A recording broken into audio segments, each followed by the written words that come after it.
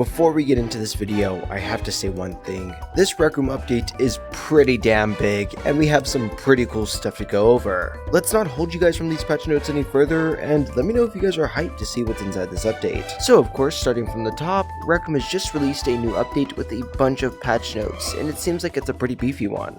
The All That and a Bag of Chips editions continues to be stuffed full of so many new and improved circuit goodies that we can't fit them all into one update. Enjoy this intense, sweet, hot taste of extreme fire crunch flavor, dropping in with these 7 spices for better player interactions and smoother creation features. Now inside this update, they talk about the Interaction Volume V2 object being in beta. They say, creators, the new Interaction Volume V2 object in the Maker palette has everything the old Interaction Volume can do, and more. Interaction Volume V2 supports hold interaction with configurable duration, supports preserving hold progress if hold interaction is cancelled and not finished, supports applying movement speed multiplier 0 to 1 while players performing a hold interaction, supports more hold interaction related events on the object board on hold, started, ended, and update, etc. And as a plus, all existing Interaction Volume chips will also be able to work on the Interaction Volume 2. But wait, there's more! The new Interaction Volume 2 also has these exclusive chips.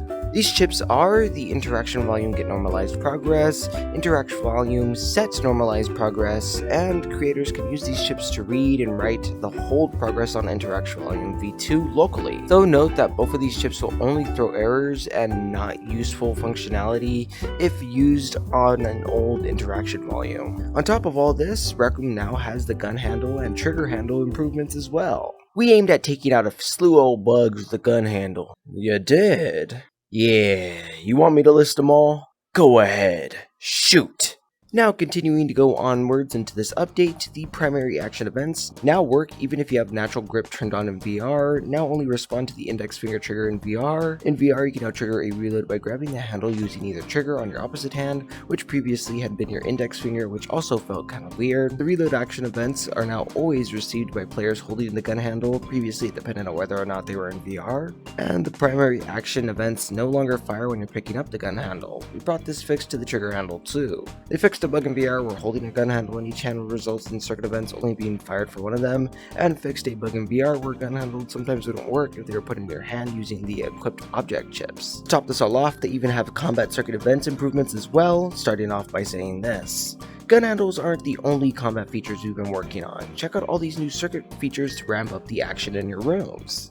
Starting off, they added the melee hit player event in beta to player definition board, added projectile hit Rec Room object event in beta to projectile launcher object board. The projectile launcher now supports a Rec Room object specific damage value accessible through the configurable menu as well as the new beta chips. Look for the projectile launcher set Rec Room object damage and projectile launcher get Rec Room object damage chips. Jesus, these chips names are something else.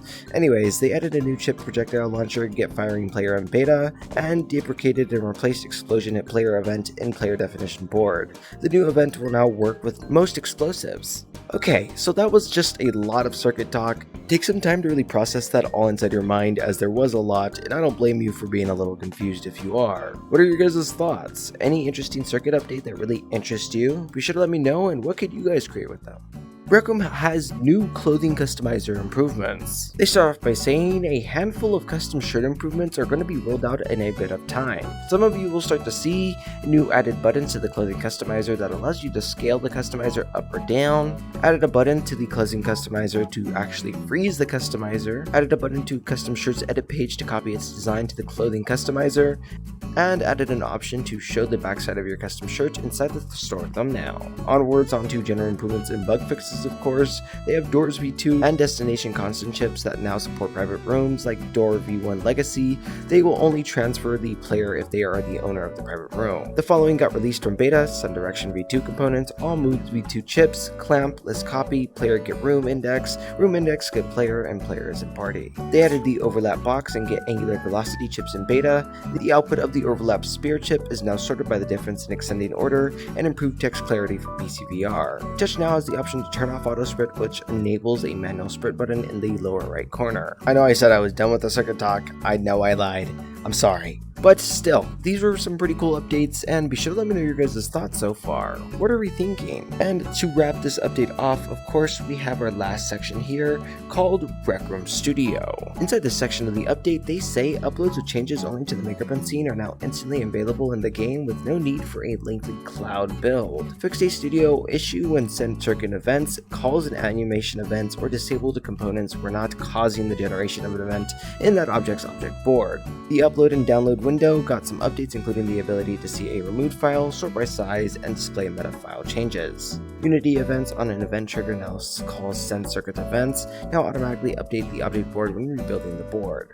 And memory usage for Rec Room Studio rooms has been improved, making rooms load a bit more stable for low memory devices. And lastly, Room Save Inspector panel got some polish. We'd love to hear your feedback, so don't forget to hesitate and let us know what you think. And yeah, that's pretty much all the patch notes that this actual update had. Some pretty cool stuff, and I'm pretty hyped to see what's with this actual clothing update. I'd love to get a real taste of that new UI and all the new buttons and stuff like that, so I'll let you guys know what happens there. Be sure to let me know if you guys have that, or if you guys are seeing anything like that, and be sure to let me know how it looks, because at the moment I don't have a single clue. This update just came out, so all of it's really new, and we're just kind of in the little stage where we're still figuring everything out. As always, remember to leave your feedback and thoughts and comments down in the comments below, obviously, and what are we thinking about this Rec Room update? As always, I've been your news broadcaster Skull for this actual update, and I'll catch you guys all inside the next video. Whilst you guys are leaving your comments down below, be sure to hit that subscribe button and punch that like button, because it's very important to do so. And without any further ado, Bro Fist!